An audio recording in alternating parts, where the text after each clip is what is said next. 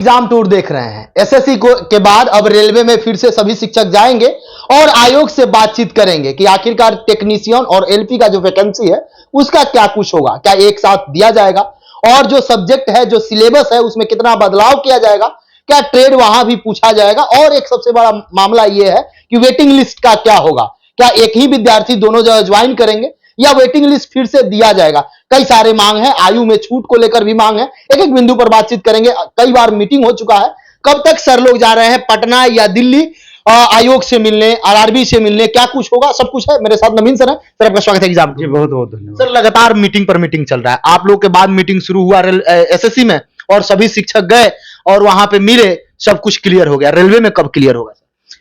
अब समय आ गया है कि पहले तो इस मुद्दे को समझना होगा कि आखिर क्या कारण है कि आपको एसएससी की तरह रेलवे वालों को भी अब एकजुट होने की जरूरत है। तो देखा जाए तो लंबा फेहरिस्त है। हमको लगता है कि एसएससी से भी लंबा लिस्ट आपका रेलवे का इस मामले में है। पहला तो आप अभी स्टार्ट करें एएलपी से ही। तो एएलपी सीबीटी 2 का जिस तरीके से मामला फंसा, एग्जाम सेंटर पर 2.5 घंटे 2 घंटे बैठा करके फिर छात्रों को वापस आना पड़ा, इतना दूर दूर तक सेंटर रहा और छात्र मानसिक रूप से, आर्थिक रूप से, हर तरीके से परेशान हुए।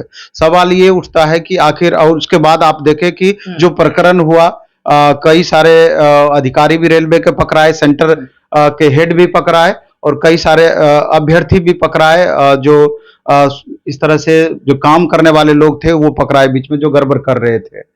इसके बाद मामला चला आया टेक्नीशियन पर कि इतना टेक्नीशियन का हाई कट ऑफ रहा।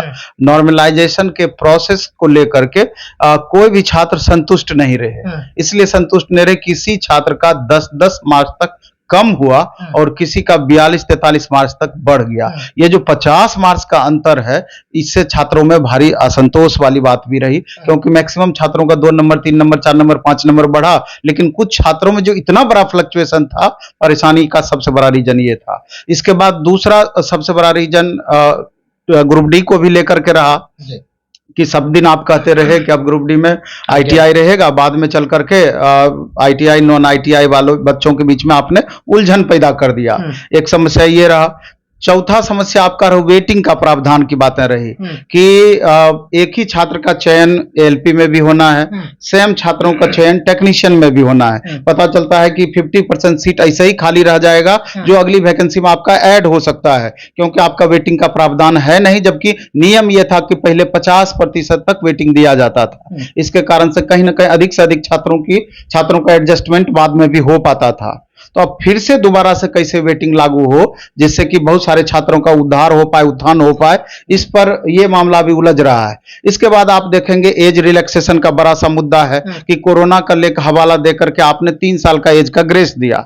तो जब लगातार आप वैकेंसी दे रहे हैं एग्जाम कैलेंडर के अकॉर्डिंग, तो दूसरे साल 2 साल का एज का ग्रेस देना चाहिए, तीसरे साल 1 साल का ग्रेस देते, उसके बाद आप समाप्त करते, क्योंकि 6 साल बीच में आपने वैकेंसी भी नहीं दिया।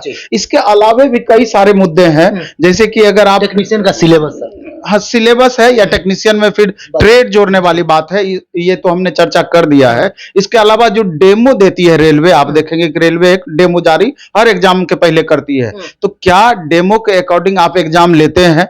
डेमो में आप कुछ देते हैं और एग्जाम में किसी अलग तरह का क्वेश्चन रहता है, इससे भी कंफ्यूजन क्रिएट होता है।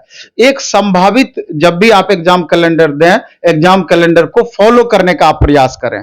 मेरे ख्याल से सबसे बड़ा परिवर्तन का यहां पे जरूरत है कि साल में 2 बार आप एग्जाम लें, एक टेक्निकल लेवल का एग्जाम, दूसरा नॉन टेक लेवल का एग्जाम, और सारे टेक्निकल पोस्ट का एक साथ वैकेंसी निकालें। अलग अलग क्वालिफिकेशन वाले छात्र उस फॉर्म को भरेंगे और पोस्ट ऑफ प्रेफरेंस उसी अकॉर्डिंग एनटीपीसी टाइप का, बिल्कुल एनटीपीसी में भी पूरी तरीके से मर्ज करके अन्य भी पोस्ट का। इससे क्या होगा कि नंबर ऑफ वैकेंसीज बढ़ जाएगी। दूसरा इससे फायदा ये होगा कि एक साथ जब उतनी वैकेंसी आएंगी तो छात्रों का कट ऑफ पर भी प्रभाव पड़ेगा, इसी तरीके से नॉन टेक वैकेंसी पर भी प्रभाव पड़ेगा।